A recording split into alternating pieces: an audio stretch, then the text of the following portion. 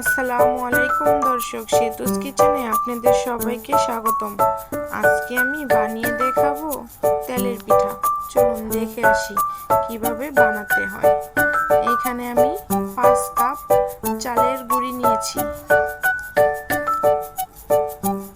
এখানে আমি আওলা চালের গুঁড়ি নিয়েছি।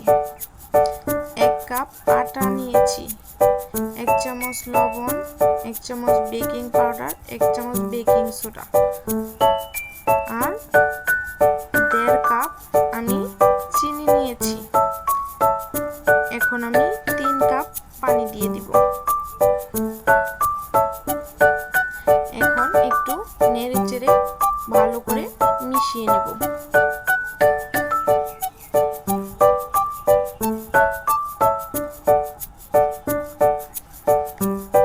এখানে আমি 1.5 কাপ পানি দিয়ে দিব।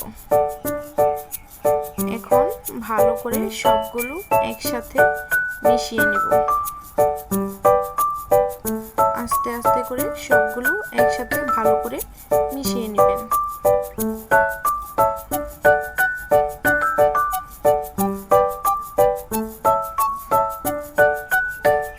দেখুন পারফেক্ট হয়েছে।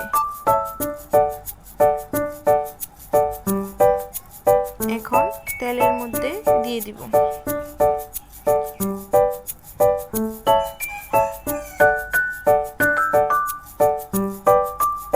এখন উল্টে পাল্টে সবগুলো ভেজে নেব।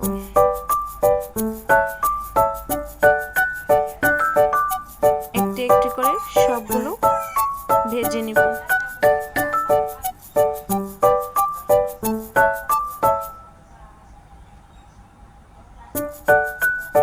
আপনারাও এভাবে বাসায় ট্রাই করে দেখবেন।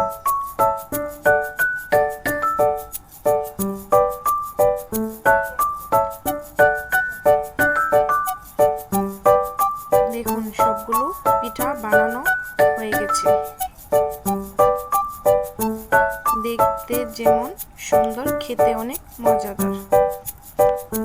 ভিডিওটি ভালো লাগলে লাইক, কমেন্ট, সাবস্ক্রাইব করে পাশে থাকবেন।